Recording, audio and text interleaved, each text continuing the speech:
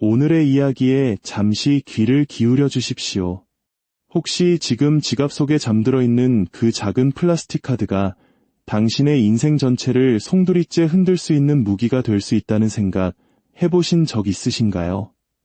지금부터 들려드릴 이야기는 28년간 누구보다 성실하게 작은 가게를 일궈온 한 평범한 가장이 단 2년 만에 7,800만 원의 빚더미에 올라앉고 신용불량자로 전락해버린 가슴 아픈 기록입니다. 이 이야기가 이 시대를 살아가는 우리 모두에게 깊은 울림과 경고가 되기를 바랍니다. 본 이야기가 당신의 삶에 지혜와 통찰을 더해준다고 생각하신다면 구독과 좋아요로 그 마음을 표현해 주십시오. 여러분의 작은 관심이 또 다른 누군가의 인생을 지키는 소중한 등불이 될 수 있습니다. 그럼 시작하겠습니다. 제 이름은 김진호, 올해 56입니다. 저는 서울의 한 작은 동네에서 28년간 철물점을 운영해왔습니다. 30평 남짓한 작은 공간이었지만 그곳은 제 청춘과 땀이 고스란히 녹아있는 세상 무엇과도 바꿀 수 없는 저의 성전이었습니다. 28, 결혼과 동시에 장인어른께 3천만 원을 빌려 시작한 가게였죠. 망치, 못, 페인트 같은 것들을 팔며 동네 사람들과 정을 나누었고 저를 진호야라고 부르시는 단골 어르신들은 제 젊은 시절부터 지금까지의 역사를 함께한 분들입니다. 한 달에 1,000만 원 정도 매출을 올리면 월세와 각종 비용을 제하고 350만 원 정도가 손에 남았습니다. 큰 돈은 아니었지만 사랑하는 아내와 대학생 딸아이, 세 식구가 오순도순 살기에는 부족함이 없었습니다. 저는 평생 빚이라는 것을 모르고 살았습니다. 신용카드 2장이 있었지만 늙하게 물건값을 결제하고 매달 전액을 갚았습니다. 카드사에서는 제게 1등급 우수 고객이라며 언제든 대출이 가능하다고 했지만 저는 늘 웃으며 거절했습니다. 나는 평생 빚 없이 살 거다. 그것이 저의 자부심이었습니다. 딸아이는 대학 졸업을 1년 앞두고 있었습니다. 아빠, 취직해서 꼭 호강시켜 드릴게요. 그 말 한마디가 세상 가장 큰 행복이었고 딸의 졸업은 제 유일한 꿈이었습니다. 불과 2년 전까지만 해도 저희 가족의 삶은 그렇게 평온했습니다. 아침 6시에 가게 문을 열고 저녁 8시에 셔터를 내리는 단조로운 일상이었지만 그 안에는 소박하지만 단단한 행복이 있었습니다. 그러나 그 평화는 오래가지 못했습니다. 2023년 4월 제 가게에서 불과 500m 떨어진 곳에 거대한 대형마트가 문을 열었습니다. 처음에는 대수롭지 않게 생각했습니다. 우리 단골들은 의리가 있지. 하지만 호기심에 찾아가 본 그곳은 저의 작은 성전을 초라하게 만드는 거대한 요새였습니다. 제 가게의 3배는 좋긴 없는 공구 코너, 그리고 제가 도매로 떼오는 가격보다도 10에서 20% 저렴한 가격표. 그날 밤 저는 처음으로 잠을 설쳤습니다. 그리고 불길한 예감은 현실이 되었습니다. 5월부터 매출이 급격히 꺾이기 시작했습니다. 1,000만 원이던 매출은 800, 700, 그리고 석 달 만에 600만 원으로 반토막이 났습니다. 진호야, 미안어이. 젖짝이 워낙 싸게 파니 어쩔 수가 없네. 단골 어르신의 미안한 표정 앞에서 저는 애써 웃었지만 심장이 철렁 내려앉는 기분이었습니다. 고정 지출은 그대로인데 수입이 줄어드니 9월부터는 순수익이 100만 원도 채 되지 않았습니다. 10년 넘게 매달 100만 원씩 악착같이 모아두었던 통장 잔고 4천만 원을 꺼내 적자를 메우기 시작했습니다. 조금만 버티자. 대형마트도 오픈 효과가 끝나면 괜찮아질 거야. 스스로를 위로했지만 상황은 나아지지 않았습니다. 10년 단골이던 목공소 사장님마저 발길을 끊었고 아내의 걱정스러운 질문에는 일시적인 거야. 곧 나아져. 라며 거짓말을 해야 했습니다. 밤마다 천장을 보며 잠 못 이루는 날들이 계속되었습니다. 28년 공든 탑이 이렇게 허무하게 무너질 수 있다는 공포가 저를 짓눌렀습니다. 2024년 4월 통장 잔고는 100만 원밖에 남지 않았습니다. 딸아이의 등록금 250만 원을 낼 돈이 없었습니다. 더 이상 숨길 수 없었습니다. 아내에게 모든 것을 털어놓자 아내는 주저앉아 울었습니다. 여보, 우리 이제 어떡해요? 가장으로서 가족을 지키지 못했다는 무력감에 숨이 막혀올 때였습니다. 바로 그때 한 통의 문자 메시지가 도착했습니다. 우수 고객님을 위한 특별 혜택, 저금리 카드론 2천만 원, 연 6.8% 즉시 승인 가능. 당시 은행 대출 금리가 8%를 넘던 시절이었습니다. 이것은 마치 사막에서 만난 오아시스처럼 느껴졌습니다. 이거면 1년은 버틸 수 있겠어. 희망이 보였습니다. 다음 날 저는 카드사 직원의 친절한 설명에 홀린 듯 서류에 사인을 했습니다. 통장에 2천만 원이 찍히는 순간 저는 잠시나마 안도했습니다.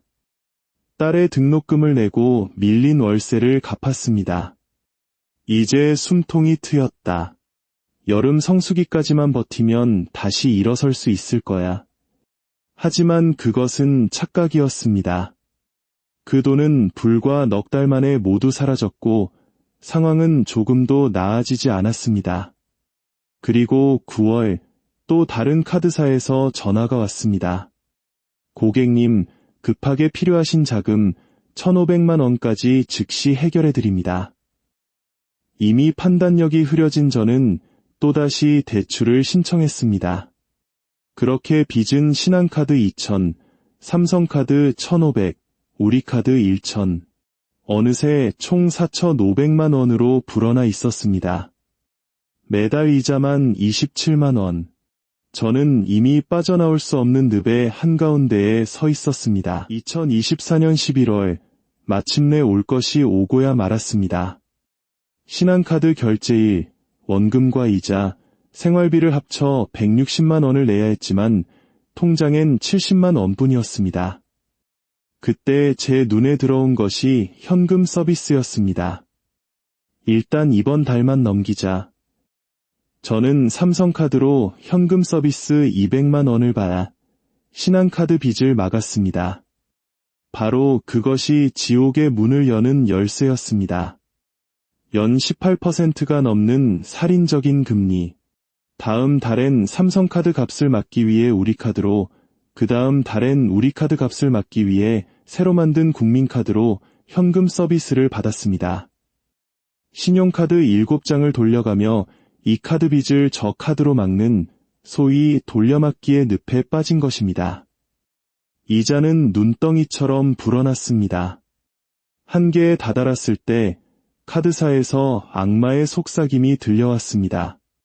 고객님, 이번 달은 최소 금액만 내시고 나머지는 다음 달로 넘기시는 리볼빙 서비스는 어떠세요?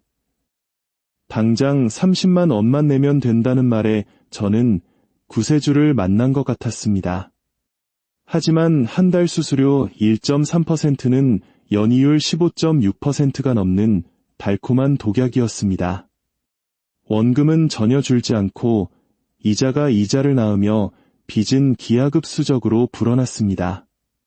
카드론, 현금 서비스, 리볼빙, 세 개의 톱니바퀴가 맞물려 돌아가며 제 인생을 갈아 마시기 시작했습니다. 2025년 6월, 빚은 7천만 원을 넘어섰습니다.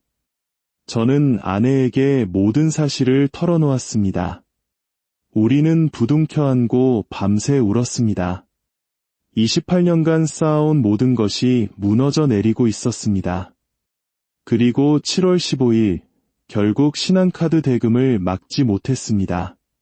잠시 후 휴대폰 화면에 뜬 차가운 문자 메시지. 고객님의 신용카드 이용이 일시 정지되었습니다. 심장이 멎는 것 같았습니다. 그날부터 독촉 전화가 빗발쳤습니다. 내일까지 입금 안 되면 법적 조치 들어갑니다. 일주일 만에 28년간 지켜온 저의 1등급 신용은 5등급으로 추락했습니다. 8월에는 7등급까지 떨어졌습니다. 저는 사회적으로 사망 선고를 받은 신용불량자가 되었습니다. 휴대폰 개통도 인터넷 가입도 그 어떤 금융거래도 불가능했습니다. 9월부터는 채권 추심업체의 협박 전화가 시작되었습니다. 재산 압류 들어갑니다. 그 목소리는 제 영혼을 파고드는 것 같았습니다. 결국 저는 결심했습니다. 제 인생의 전부였던 철물점의 셔터를 제 손으로 직접 내리기로. 마지막 셔터를 내리던 날 28년의 세월이 눈물과 함께 흘러내렸습니다. 그 후의 삶은 비참했습니다. 56의 나이에 신용불량자가 된 저를 받아주는 곳은 없었습니다. 저는 새벽 4시에 일어나 우유 배달을 시작했고 낮에는 대리운전을 했습니다. 영하의 날씨에 오토바이를 타면 손가락이 끊어지는 듯한 고통이 밀려왔고 밤늦게 취객을 상대하며 집으로 돌아오면 온몸이 쑤셨습니다. 거울 속에는 1년 만에 70대 노인처럼 늙어버린 제가 서 있었습니다. 한 달에 400만 원을 벌어도 이자와 월세, 생활비를 제하면 빚을 갚을 수 있는 돈은 고작 40만 원.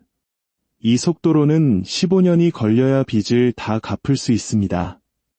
제 나이 71살이 되는 해입니다. 설상가상으로 아내마저 식당 설거지 일을 시작했습니다.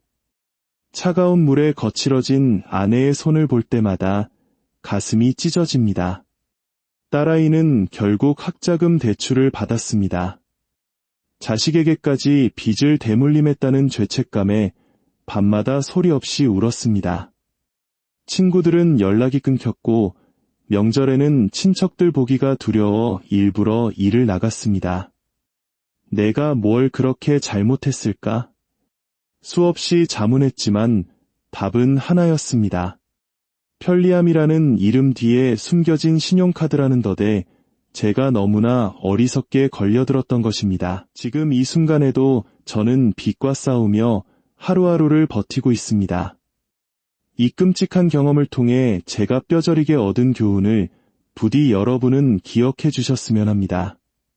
첫째, 사업이 안 되면 과감히 정리하십시오. 버티면 나아지겠지라는 미련이 저를 망쳤습니다. 둘째, 어떤 경우에도 카드로 사업 자금을 빌리지 마십시오. 그것은 빚이 빚을 낳는 악순환의 시작입니다. 셋째, 악마의 유혹과 같은 카드값 나눠내기, 리볼빙는 절대 하지 마십시오. 자존심보다 빚이 더 무섭습니다. 넷째, 카드 돌려막기는 파멸로 가는 급행열차입니다. 시작하는 순간 이미 끝난 것입니다. 다섯째, 신용등급은 당신의 목숨처럼 지키십시오. 한번 무너진 신용은 다시 쌓기 너무나 어렵습니다. 여섯째, 어려울수록 가족에게 솔직하게 털어놓고 함께 길을 찾으십시오. 혼자 끙끙 앓는 것이 가장 큰 실수입니다. 일곱째, 자영업은 신중히 시작하고 최소 1년치 운영 자금은 확보해야 합니다. 마지막으로 카드는 내 돈이 아닌 빚을 내는 도구임을 명심하십시오. 오늘날 대한민국 경제는 IMF 시절보다 더 어렵다는 말이 나옵니다. 자영업자 부채는 1000조를 넘어섰고 카드 연체율은 20년 만에 최고치를 기록하고 있습니다. 저와 같은 사람들이 수십만 명에 이른다는 뜻입니다. 돈이 없어 카드로 빌리고 그 빚을 막기 위해 다른 카드를 쓰는 현실. 이것이 지금 우리가 마주한 위기입니다. 부디 저의 실패를 타산지석으로 삼아 여러분의 소중한 삶을 지켜내시길 바랍니다. 빚은, 특히 카드 빚은 인생 전체를 삼켜버리는 무서운 괴물입니다. 모든 것을 잃고 나서야 저는 깨달았습니다. 성실하게 살고 욕심부리지 않으며 빚지지 않는 삶이야말로 진짜 행복이라는 것을요. 혹시 지금 저와 비슷한 어려움에 처해 계신 분이 있다면 혼자 고민하지 마십시오. 신용회복위원회나 금융복지상담센터 같은 전문기관의 문을 두드리십시오. 혼자 해결하려다 더 깊은 수렁에 빠질 수 있습니다. 오늘 이 이야기가 여러분의 삶의 작은 경종이 되었다면 구독과 좋아요, 그리고 알림 설정으로 저희와 계속 함께해 주십시오. 여러분의 이야기가 다른 이들에게 큰 힘과 지혜가 될 수 있으니 댓글로 소중한 경험과 생각을 나누어 주시길 부탁드립니다. 여러분의 가정에 늘 평안과 행복이 가득하기를 진심으로 기원합니다. 감사합니다.